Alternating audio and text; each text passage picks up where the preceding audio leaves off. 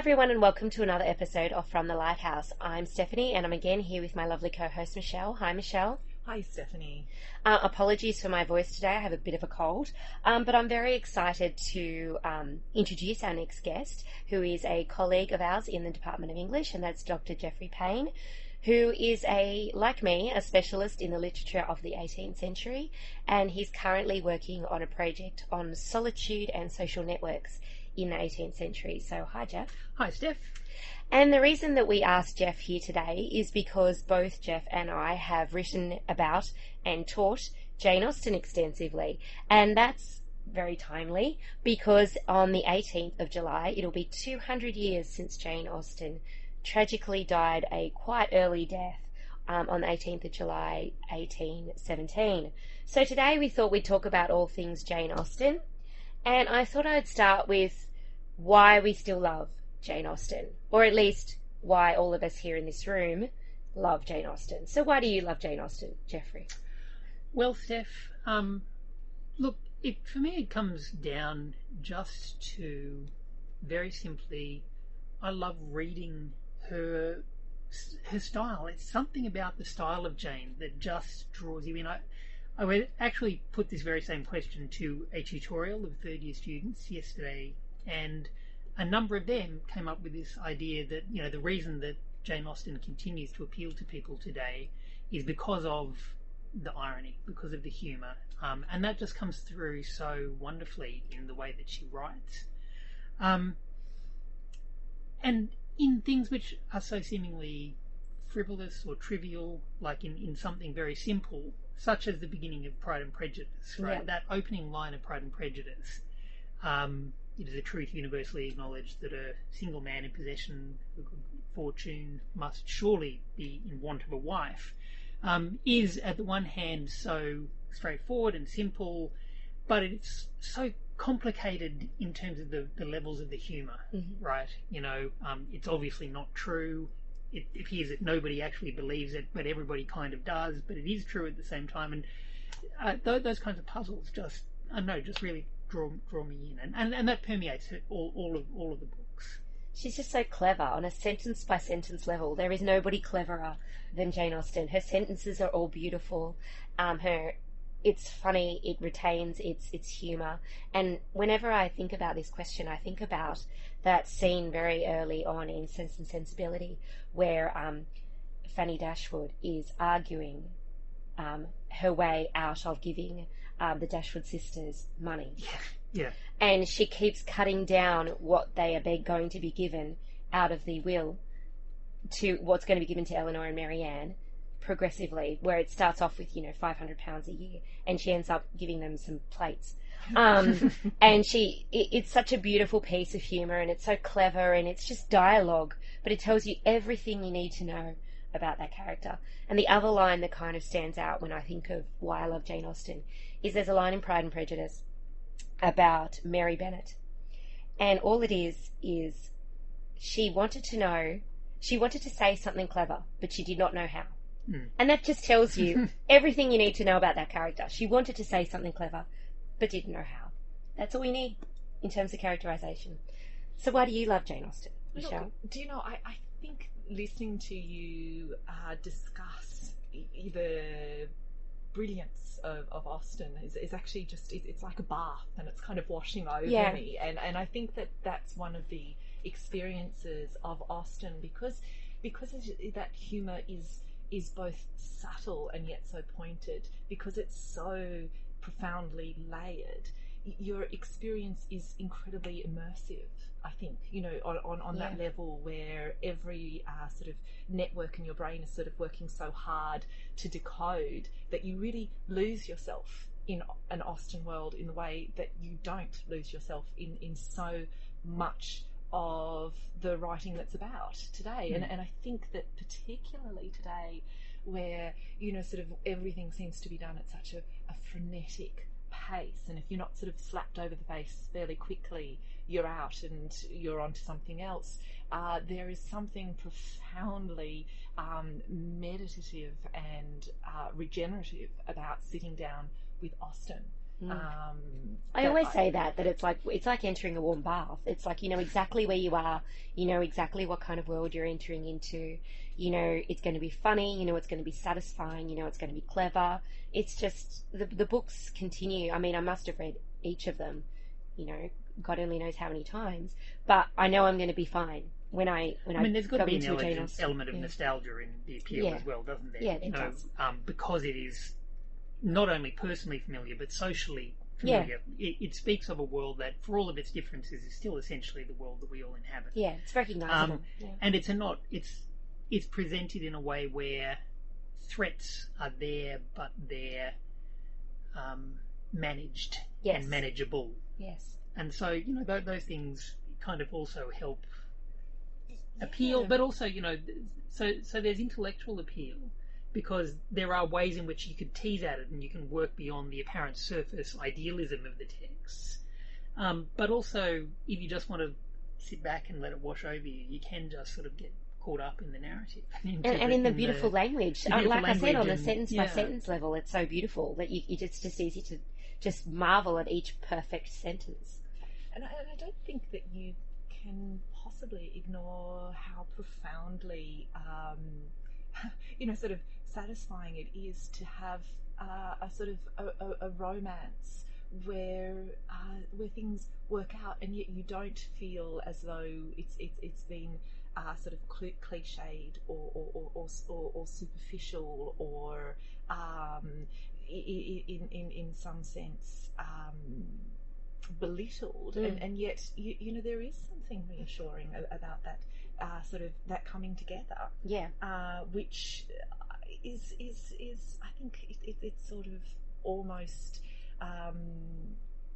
profoundly part of nature, isn't it? You know, like that she's sort of tapped into a time where, you know, really marriages were so contractual, you know, where you know, sort of in some sense women couldn't have been sort of more or less, you know, sort of chattel in so many respects, and yet we sort of have that both acknowledged and yet also complicated, which I think is takes real brilliance to be able to bring off, because, you know, she's not casting aside the very real, you know, sort of constraints of the time that she's writing in. She's working with them and still sort of managing to give us a sort of subversive element, because her characters, her women characters, are indeed, you know, sort of so profoundly sort of psychologically and emotionally complex and rich. Yes. And I think that's why, you know, characters like Elizabeth Bennet continue to speak to us so profoundly, because they seem so recognisable. And I think that's why Jane Austen has the kind of cultural place she has in terms of the history of literature, because these are characters that are psychologically as rich as any you'll ever see on the page. And it's quite early in the history of the novel to have that kind of psychological depth and richness. People had done that before, but not quite to the extent that Austen had. Look, I still remember reading Sense and Sensibility for the first time in high school and being so shocked to discover that Fanny was past it at the ripe old age of 26. and yet also how quickly I was able to take on that sort of evaluation of Fanny in her sort of looking rather drawn and pallid from all of her 26 years on the planet, and looking a bit dry and past it in so many respects, and how quickly you sort of assume those sort of values, and how quickly that becomes a sort of a point of tension in the story. Is it possible that, yes, she could really and truly make Wentworth fall in love with her even at the age of 26, you know? So there's you mean persuasion? Yeah, persuasion. Yes. Thank you. Persuasion. You know, where you have that. Oh yes, thank you. But where you have that moment where you actually profoundly wonder whether or not it is possible for her to sort of blossom again. Yes. Which you know, and that word is very choice, because I think all of those descriptions of the way she colours and she starts to colour as, you know, sort of the tensions between she and Wentworth and the connections between she and Wentworth begin to flower. I think that's the most purely romantic of Austen's novels, Persuasion. That always strikes me when you get the denouement of that relationship, that's the real romance novel that she wrote. Whereas I think that sometimes when people describe the rest of her novels as romances, I think maybe, but with Persuasion I really feel the romance is really central there. I wanted to debunk some myths about Jane Austen in this time, because I think that we have a public perception of Jane that is very out of step, perhaps, with what she was. So the myth that kind of really annoys me is that Jane Austen was this little woman who was very shy and quiet and retiring and didn't want anyone to know about her writing. And, you know, we have this image of her sitting in her room and writing and covering it up when somebody came in.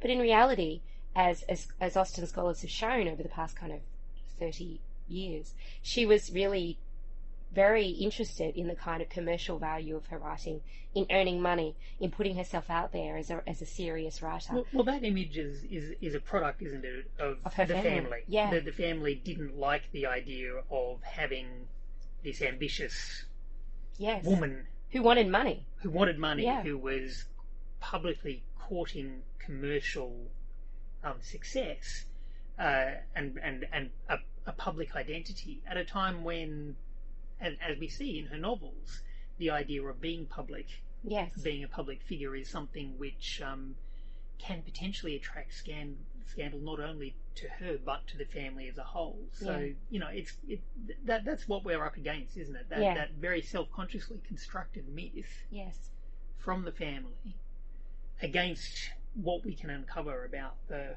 real Jane and about and it's wonderful how many resources there are, despite, you know, although there are limits. There's still lots of evidence about that. Well, and no more so than the texts. Yeah, that's right. And I mean, even that image of her as a very kind of decorous writer, you know, interested in kind of being polite in the social world.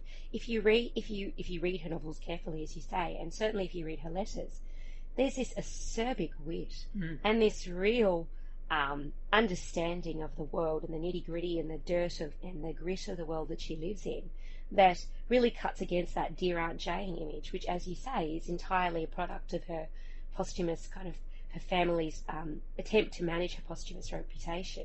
It elides the kind of real savage humour that she has. I always think of that line in Persuasion when she's talking about the large fat sighings of a mother who had just lost her child, and she's making fun of this mother because she's fat. You know, you don't expect that from this Dear Aunt Jane image. So what are some myths you want to debunk, Geoff? Well, do you know what? One of the things that always galls me, I was having a conversation with a friend of mine the other day, and I happened to mention that I was throwing myself back into Jane Austen, and I said, I've just started rereading Pride and Prejudice, and I'm looking again at the BBC adaptation because I quite enjoy it. And being a man, he said to me, "That must be torture!" What a silly person. Yes. And there is this myth that Jane Austen only appeals to women. Yes. And that Jane Austen has nothing very much of interest to say to men. And I find that a very sad idea to have such currency in the general public. Aside from anything else, as I've mentioned before, you know, I think that there is so much of Austen's work which speaks so deeply and so wittily about the issues that continue to plague us in society today. Not the least of which relates to relationships between men and women and the way in which men and women are variously trapped and positioned by the various institutions that surround them in society. And that for men to, I suppose, have this belief, or people to have the belief that there is nothing in that to speak to men, to communicate something useful or meaningful to them, is something that it's entirely untenable.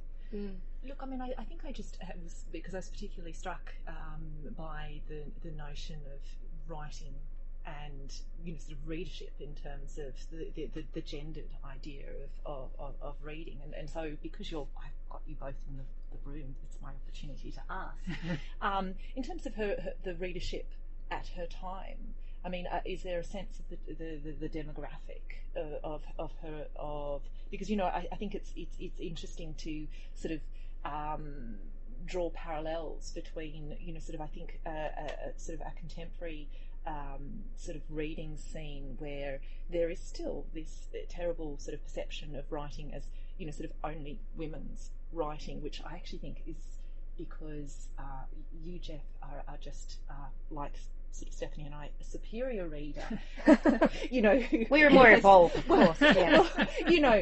Because you've actually will get absolutely. Because in essence, one of the things that I'm struck by is that women have had so many, sort of such a long history of reading men's books as though they're just literature, that we've actually developed the skills required to read in that way, whereas men are sort of lagging behind a little bit. Except for you, because you've had so much. Jeff accepted, and Jimmy, of course. Of course, Jimmy in the room. But that I think that there's a sort of I think that there's a sort of a valency in terms of thinking through those sort of those comparisons. So, I mean, there's that broader concept of novels being primarily for women.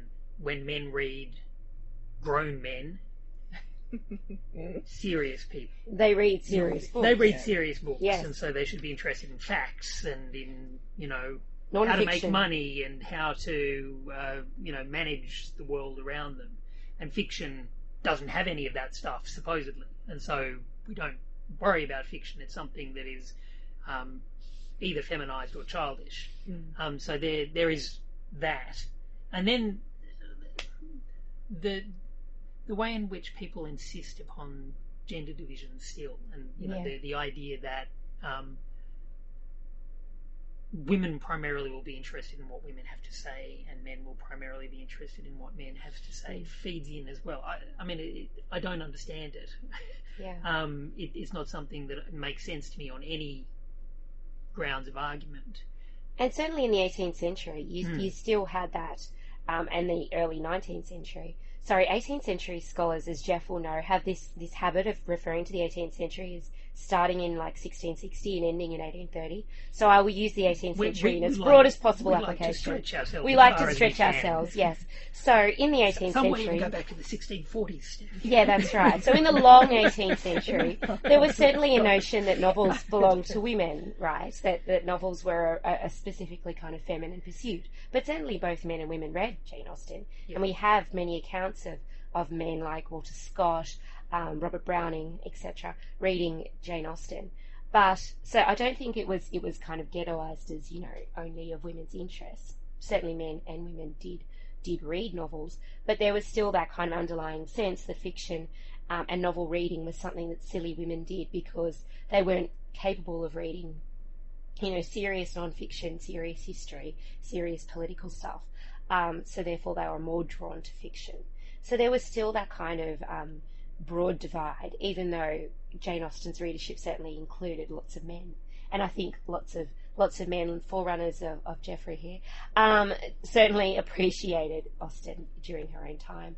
Another myth that I kind of really irritates me is, the old myth that you don't see so much in academic circles these days, but you do kind of broadly in the public kind of discourse around Jane Austen, that Jane Austen didn't write about anything political. That she only wrote about, relationships between men and women, marriage, courtship, romance. That her books don't engage with the Napoleonic Wars, don't engage with the political context of her time, don't engage with any kind of bigger issue. When that's patently nonsense. I mean, even in Pride and Prejudice, why are there so many militia around? Right, and the militia are an invading force. That's right. I mean, they are in the village and throw everything into disarray, disarray and turmoil. Yeah. Something which is openly acknowledged by characters in the story. Yeah. Lizzie herself sees it very plainly, and then of course Wickham's elopement with Lydia is again another sort of instance of the way in which that does play out. But of course, to return to Persuasion as well, Yeah. It's all about the Navy, yeah. It's all about the Navy and about figures whose lives are being shaped by those greater forces. Those, I shouldn't say greater, those other larger political narratives around them. But I mean, to return to the issue, the very idea that writing about marriage and relationships is not political that's is, right. of course, something that has largely been, I suppose, debunked in academic circles in the last 20, 30 years or so. Yeah. Politics is all about the way in which power is distributed in social contexts, and so that idea about relations between the gender is something that is at the heart of all of our modes of social organisation, I guess. And nobody is better than unpacking power relationships within marriage or within courtship than Jane Austen. You know, the absolute interest in the way that marriage throws up all of these ideas about gender and power and money. Even, you know, moments like Lizzie declaring to Lady Catherine that Darcy is a gentleman and I'm a gentleman's daughter. I mean, that kind of, for us, we can just read that as, they're equal in this kind of, you know, ahistoric way. But at the time, for Elizabeth to kind of declare their equality when she is several rungs further down on the class ladder than Darcy, who has, you know, all of this immense wealth, is quite significant, quite politically loaded. So I think we tend to kind of, if we read in this ahistoric kind of way where we see Jane Austen's focus without kind of looking at the politics, we can miss all those nuances. It's also a sort of tied, I think, to the way in which we're sort of shaped to sort of understand sort of the broad outline of a particular sort of unilinear progressive history and idea of progress, and where you're always sort of focused on that the outline of sort of the more easily recognised markers of power, whereas in Austen what we get are the negotiations that take place in the way that people experience power. And I think, sort of people, or it's very easy as a reader to create neat categories around, well, this is the story of, sort of history, or this is what it means to talk about sort of the militia in a real way, without sort of having the nuanced sort of skills to realise that in many respects what Austen is doing is unpacking the lived reality of these experiences, as those who don't make it into the history books, who don't make it into that sort of really clearly defined bullet point history might have experienced these things, which is always a distortion. It's such a distortion to sort of understand any time according to a sort of that linear sort of bullet point history, because of course none of us, I think, would feel particularly defined by, I don't know, Trump, or do you know what I mean? Like, it's there in the background, and we are aware of how Trump, I guess, is symbolic of a general social condition or something like that, but there is no reason why one has to argue for a particular on that. And the focusing of that is actually a sort of a reiteration and it's another form of erasing all of the other stuff that's going on, which the work of scholars has done so much to excavate, hasn't it? Like that. I mean, again, there are moments in Austen where she does clearly focus on issues. So, for instance, in Mansfield Park, with the focus on the families holdings in the Caribbean and their slave holdings and what have you. And Fanny won't let it go. She keeps on raising it and asking the question. And of course, it's not what the novel's about, but that question about where the family money comes from and where, because Mansfield Park is a book which is about how the place itself fits into the broader social strata. The fact of the matter is that Mansfield Park is built upon the relationship between Britain and her colonial others, and so Fanny's deliberately asking questions about those things makes the book political in that really overt sense. But then even in books that are not so overtly political, so Emma, for instance, is one of those books where you tend to think, all right, you know what, there's not a hell of a lot political going on here. But there's all that stuff about social duty and about, you know, the landlord's duty to their people, and enclosure, to the estate, and well. enclosure, the relations between the upper classes and the people on the lower lungs. Responsibility. Lower lungs. Yeah. Lower rungs. You know, how can Emma maintain a relationship with Harriet Smith if she marries a farmer because he's that much lower down, although not so low down that she can then give attention in the way of charity. And also that's what makes the slighted Miss Bates so appalling, because she's completely disempowered as a single poor woman. And Mr. Knightley's critique of Frank Churchill is all, you know, based upon these ideas of, you know, how his actions are entirely thoughtless in terms of that the way in which what he does has an impact on the wider world around them. And the novels, I suppose, building up of Knightley as a figure also rests similarly on the fact that for whatever flaws he has personally, he is very attentive to social duty, and he fulfills, in a way that few Austen men do, the role of the benevolent patriarch. You know, very well. And so, you know, and so again, to bring in that idea of the patriarchy and the way in which the patriarchy in general affects the people who are living underneath it, under the strictures of a patriarchal system, is another really strong political thread that runs throughout all the novels. The entailment in Pride and Prejudice is a chief motivating factor. The fact that Mr. Bennet has been unable to be a vigorous patriarch and father a son creates a problem that then has to be resolved in different ways. And that makes the book much more interesting, because then when you look at Mrs. Bennet, who is very easy to kind of write her off as this ridiculous mother who's very embarrassing, but when you look at Mrs. Bennet and you look at the situation that she's in with her 5 daughters, she's entirely correct to be very worried about who they're going to marry, because what is going to happen to the Bennet if Mr. Bennet does die, and she keeps on pointing this out, they're screwed. They're homeless. They're homeless. They have no money very at all. little money to live on. I mean, you know, not enough for 5 women. She wouldn't have. They wouldn't be able to have the servants. Yes. Somebody might have to work. So, you know, we need to put it into perspective. Yeah. Oh, I know. I know. But even still, they are. I mean, there is no social safety net. They can't. You know, because, they might. I mean, essentially, what would happen? They would be in the same position as, in Sense and Sensibility, Eleanor and Marianne. Yeah. They would be homeless to that extent. So they have family who Mr. Gardiner would essentially be forced to provide for them, and he's already doing that a little bit. Yeah, but they would be in very, very straitened circumstances. Yes. And they may have to work, which, you know, sounds like, you know, they may have to work. But how is that? How, you know, how bad is that? But if you think about... Oh, no. But if you think about job options for women at the time, they're very, very small.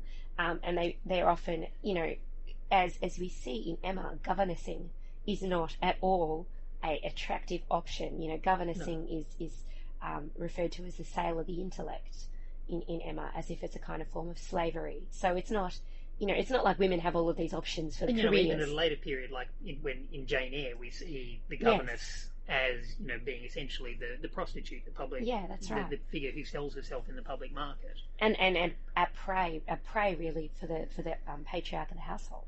So, you know, it's not like Mrs. Bennet's not entirely wrong to really be concerned about her daughters and who they're going to marry. I mean, even in Jane Austen's own life, she was an unmarried woman, and so the reason she had a house is because her brother allowed her to live in a house on his estate. So, you know, she was entirely dependent. She later earned some money through writing, but it wasn't enough to sustain, you know, her sister, her mother. So she was dependent on her brother. The Bennet sisters don't have a brother to help them out. So if you look at the kind of economic realities of Jane Austen, that throws Mrs. Bennet into a different light. and Mr. Bennet as well, because Mr. Bennet doesn't really do much for his daughters. He's let them kind of run riot. And so if you look at Lydia and what happens to her, Mr. Bennet is somewhat culpable for that, because he's just washed his hands of his family. And even further back, you see, I mean, the novel implicitly is critical of him in his choice of a wife. Exactly. He has not made a good selection of somebody who would be a good mother. Yeah, he's just selected a pretty girl. A pretty girl. He's essentially done the thing that Darcy is upbraiding himself for doing in proposing to Lizzie. He's married the wrong girl, and so therefore produced a mother who is apparently as crass as what Mrs. Bennet appears. I think we're allowed to view Mrs. Bennet in other ways by the novel. Yeah, I think that the novel is sophisticated enough to allow us insight into those other characters. Mr. Collins too. He's very badly treated by the novel's close alignment with Lizzie's viewpoint, even though it never actually wholly occupies that viewpoint as well. I've forgotten the point I was making though, Steph. Where was it going? I don't know where you were going with that, but it was very interesting anyway. Look, it was absolutely fascinating, and I think also, it's also the way that in many respects, we've got sort of marauding militia, we've got this, we've got sort of plantations and all of these sorts of things, and we've got someone who's perceptive enough to understand that in many respects, marriage is both the glue that holds society together, but it's also subversive because it allows sort of bonds between sort of where you may not necessarily expect them, and perhaps that's part of sort of it's the garnering of all of those forces from a properly cognizant writer who manages to make sort of what might seem to be the most simple of plots, the marriage plot, into something that is sort of utterly sort of a force to be reckoned with. Well, there's that famous moment that is written about in the biographies of Jane Austen that her family kind of commissioned and wrote after her death, where she says something, a throwaway line like, 3 to 4 families in a country village is just the thing to write on. And that's been kind of interpreted in a kind of surface level. Oh, she was only interested in writing about, 3 or 4 families in their various goings on. English life. Provincial English kind of domestic English life. heartland. Yeah. But I think, firstly, I think she's being facetious there. And people miss the real biting humour of Austen. But also, what she does when she does focus on the family is throw up all these ideas about money, about politics of power, the politics of marriage, the politics of courtship, and where all of these kind of social forces intersect. And so I think people kind of not necessarily write her off, but they take that statement at face value without interrogating what it actually means. And when you look really closely at Austen's work, these, the interactions of families, yes, might be going on the surface, but what's actually going on is all these kind of detailed workings through of how society works. And, the moment that kind of strikes me is very political that people overlook in Northanger Abbey. So Henry Tilney has just figured out what Catherine Morland thinks about his father. She's concocted in her head this idea that Henry Tilney's father has killed Henry Tilney's mother, and Henry's upbraiding her because of this. And he says, how could such a thing happen in England when we have this neighbourhood of voluntary spies that monitor each other's behaviour? And people take that as on its face value as like, well, Henry thinks she's silly and she's been silly. But what's really going on there is she's talking about the increased surveillance culture of the 1790s in a time of real anxiety about the effect of the French Revolution. It's also not meant, I think, to be taken quite seriously, because is Henry Tilney seriously saying no murder happens in England? Well, and what's more, he's wrong exactly about General Tilney. Like he's completely wrong. Right in the particulars that he hasn't murdered his wife, but he's wrong in not recognising him as the Gothic villain. Yes, which he demonstrates when he turns Catherine out of the house in breach of all of the rules of decorum and social propriety. Yeah. upon learning that she's not the heiress that he thought that she was, Yeah. and so therefore no longer a suitable match. And unwittingly, Henry Tilney is also inscribing England as the very kind of Gothic landscape that is trying to Yes. denigrate. He's Yes. saying to Catherine, "What are you talking about? How we're not living in a Gothic novel. We've got a community of voluntary spies. Yeah. Okay, all of a sudden we're just shifting into a different kind of Gothic We narrative. live in a surveillance culture. Surveillance Yeah. culture. Yay. Yeah. Where there is no individual privacy, or Yeah. everybody is entirely aware all the time of everything that's going on. Yeah, and monitoring and regulating behaviours. Yeah, welcome to Yeah. 1984. Yeah. Yeah, so, I mean, it's a statement. This is what I mean about Jane Austen being read on multiple levels. You know, you can read that and go, well, she's wrong. He isn't a murderer. Henry Tilney's right, etc. And that's a very simplistic reading of the novel.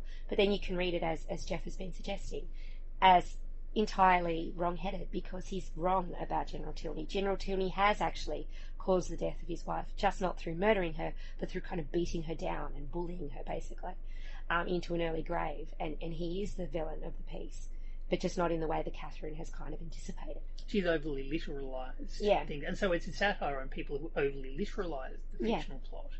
But it's also a satire on people who can't see how such fictional plots can have broader general application. That's right, exactly. Yeah. And you know, that's one of the wonderful things about most of Austen's novels, is the satire always cuts in multiple directions. Yeah. It's never simply just one satirical target. It's always Yeah. broad spectrum, lots of different positions, including of itself. It's Yeah. very self-consciously satirical of itself. I mean, one of the lines that to me speaks most strongly of Austen is from Pride and Prejudice again, but Mr. Bennet's "What do we exist for but to laugh at our neighbours, or to provide sport for our neighbours and to laugh at them in turn." Yes. Yeah. That's Jane Austen. Yeah, I know. I think that she would be the greatest dinner party guest. Yeah. Because she would make fun of everybody, and then make fun of you, and then make fun of herself. It would just be, every line would be tongue-in-cheek. So, I'm interested in your favourite Jane Austen novels. So, Geoff, your favourite Jane Austen novel? Oh, It's a very hard question. You warned me you were going to ask this. I know. I've been running through. I gave all you of more the than 24 arguments. hours to think You about did, this. You did, Steph. And you know what? It's actually Pride and Prejudice. Mm-hmm. Only in terms of the fact that it's the one that I most often do go back and read. I teach it fairly frequently, which is part of the reason. But I just love the character. I love the minor characters. Much as, you know, I enjoyed Lizzie's wit and what have you, I love Mrs. Bennet. I think she's fantastic. I love Mr. Collins. What a brilliantly drawn character. Even really minor characters, Mr. Hurst. Always asleep. Always asleep. Brilliant. And she is, as you've said before, able in a line to give such depth to those minor characters, and to draw them so brilliantly and vibrantly, in a way that you wouldn't expect. That you would expect them to be quite flat characters, caricatures, what have you, and yet they have a depth to them. They have a lot more going on in them. And I also, I suppose, like the way in which that novel, and I think it's true of all of the novels, but it comes out very strongly in that novel, the way in which, at the same time as it kind of does court that marriage plot, it problematizes it, and it brings up so brilliantly the problems, that the social problems that revolve around being a single woman in the society that they live in, the threat that the single woman poses, the way in which she is threatened and beset on all sides, the way in which she is unable to have solitude.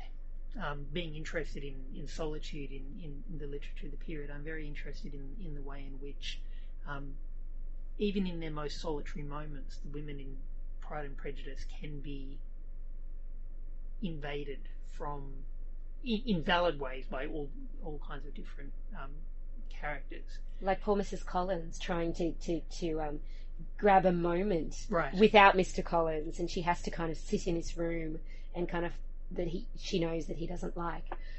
so she can grab this moment of solitude from her appalling husband. But even then, she is liable to be interrupted. At the moment that Lady Catherine drives past in a carriage, she can be called outside and made to wait upon her, do her social duty. Yeah. And so that complexity of characterisation in there, and the subtlety of depiction, I think just. I think Pride and Prejudice is a good solid choice. Michelle? Look, I have to say I'm with Jeff. I just, because I thought about it too, and, I thought Mansfield Park and Persuasion. Yeah. I was going to make the case for Persuasion. Yeah, look, Don't worry, I'm going to say one that's going to be shocking. Yeah. Oh, I can't wait. But do you know what I think it was about Pride and Prejudice? I mean, it was the one that I read first. It's the first, it was on our bookcase when I was 12, and I remember taking it down and reading it. So, of course, it's imbued with that, sort of first Austen aura. But I actually think it was, and it's the one that I've gone back to and I've reread, but it's also the one that I always find the characters are so flawed, and I loved that. And I think that, sort of as a 12-year-old, I loved, sort of the inappropriate moments, the moments when, sort of when things went wrong, when people didn't behave the way they should, where you could so clearly sort of see what the right thing was to do, and yet it didn't happen. That anchored me to the page, and it sort of had me sort of needing to plough and read and read hungrily. I think out of all of Austen's, that was the one that I read with the most hunger, I think, and I mean, I think that argument about being the first one in Canada, I'm sure Pride and Prejudice was also the first Austen novel that I read it's the as first well. Austen novel. And so there is nostalgia. Nostalgia. And it's the first imprint, isn't it? It's on that mind, and it's the first discovery. And so everything that else style. that you read is then compared with that first the one. intensity of that first reading, and I just remember the intensity and sort of my frustration as a reader, and then of course the denouement where it's where the relief is enough that makes you almost want to go back to the beginning straight away. Pride and Prejudice. Well, I cheated, and I'm going to mention two. Because look, Jane Austen's my girl, so I'm allowed. So I think her greatest novel is Emma. I think that's the novel in which all of her particular skills as a novelist coalesce to their greatest extent. I think it's so clever the way she works in the motif of games and secrets, and the games that the different characters are playing between themselves, the secrets that some characters have access to and some don't, the really, really close attention that novel plays to Emma herself, so that we only know what Emma knows, and we guess at what Emma doesn't know, but we don't have that information. I think it's a really masterfully constructed novel, and every time I read it, I just get that sense that I always do when I read Austen, which is, God, Austen was so smart. Like, this is a really first class intelligence putting together all these puzzle pieces into that novel. So I think that's her best novel. But the novel that I kind of hold most fondly is Northanger Abbey, because it's really funny. Yeah. Like, I think it's her most purely funny book, and I love funny, and it's really closer in sort of spirit and tone to her Juvenilia. And if you haven't read her Juvenilia, it's recognisably Austen, but it's also quite. No, I thought you were going to say Lady Susan. I thought you were going to be really provocative. Yeah, no, I was going to mention Lady Susan, but I thought I'd go, look, Northanger Abbey owns my heart. What can I say? But Austen's Juvenilia is very kind of gritty and a little bit kind of more kind of dirty around the edges than her kind of more the works that were written in the 19th century, in the early decades of the 19th century. So her Juvenilia There's a rawness to them. Yeah, they're very raw. They're very kind of and they're also overblown caricature. Yeah, they're caricatures. They're like really, really heavy parody. They're really, really satirical. They're really funny. They're really boisterous. They're also about subjects that you don't kind of expect to see in Austen. Decorous young lady, drunk people. Yeah, lots of scandal. You got Love and Friendship, which I think is the most madcap thing I've ever read, with characters going around fainting and stealing things, and etc., etc. So there's a kind of raw edginess to her juvenilia that I really like, which I suppose is a result of it being written in the 18th century proper, which was a bit more of a kind of raw period in terms of what you could get away with writing about than the earlier years of the 19th century. So Northanger Abbey, which is started in the 1790s and then published actually posthumously, and has a kind of really complex publication history, is a bit closer in spirit to the juvenilia, which I really like. It's very, very satirical, very parodic. It's also deeply engaged with the literature of her time. And so a lot of the work that I've done, the research that I've done around Jane Austen has been about like her forerunners, her literary forerunners, the women writers who came before her. And here she deals with them very directly. In Northanger Abbey, she's talking about Anne Radcliffe. She talks about Fanny Burney. She talks about Maria Edgeworth, etc. So I like that kind of engagement with the literary culture of her time. I think Catherine Morland is hysterically funny. I think Henry Tilney is wonderful. Who doesn't love a guy who will just like make fun of the heroine to her face, like in this teasing, loving manner throughout the whole novel? I just love it. His performance, the first, the dance at the yes, where he satirises the forms that they must go through at the same time as performing. So he performs his social duties. Yeah. He does everything by the book, and yet he laughs at it at the same time. Exactly. And then he talks about muslins. Yes. Who doesn't love a guy who can talk about muslins? Yeah, it's just always struck me as kind of Jane Austen is at her most exuberant. And again, I think it's a real kind of, it has within it that wonderful vindication of the novel, where, you know, Austen declares, "Oh, it is only a novel, it is only the form in which the greatest powers of the human mind are displayed," etc. So there's this really tongue-in-cheek kind of declaration of love for the novel, which is not, if that's a political statement in and of itself, considering the kind of literary cultural value of the novel at the time. So it's this beautiful celebration of the novel. It's also a wonderful parody of the Gothic novel, but at the same time it's a celebration of the Gothic novel in ways that, as we were saying before, people don't get, because people just think, oh, you know, Jane Austen hated the Gothic. But in fact, it's a wonderful celebration of the Gothic. And instantiation of it. Yeah, that's right. It is a Gothic novel. Yes. Yeah. So she's so clever because she can do all these things at the same time. And so that novel has always kind of spoken to me in my kind of research interest, I suppose, because it's just so funny. I love it. And the more you read of other novels of the period, so I remember reading Charlotte Smith's Emmeline, a novel written in 1788, I think, and the opening chapter is all about how this heroine has lived by herself, you know, on this, basically on a mountain, and yet has every accomplishment that you can possibly imagine. And then you read the introduction to Catherine Morland in Northanger Abbey, where she says, oh, well, she has no accomplishments. You know, she's not very good at anything really, and she's kind of a really bad heroine. And then you get that section more, because what Jane Austen is doing there is satirising this idea of the intensely accomplished 18th century heroine who somehow is perfect at everything, who has managed to pick up every acquirement somehow, who is, you know, a master of 15 languages somehow, is a wonderful dancer somehow, you know, and has somehow managed to kind of take on all of these acquirements in situations where they couldn't possibly have come into contact with all of these things.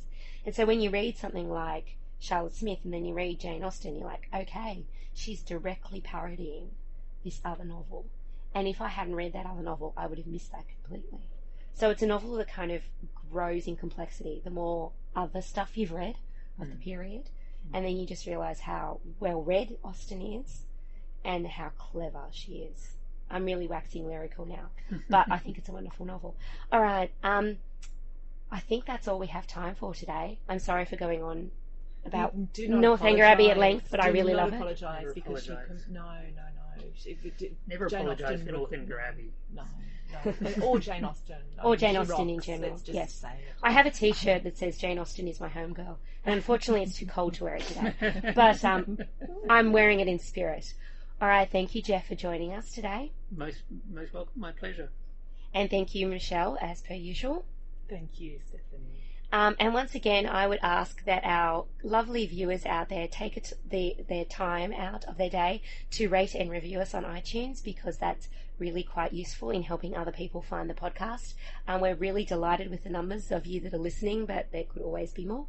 So that would be wonderful. And please send us any feedback you have about the show, any ideas for future episodes. If you really want to hear our thoughts on your favourite novel, then send us a line and we'll probably read your favourite novel and talk about it. Thanks also to Jimmy for his wonderful producing work as usual.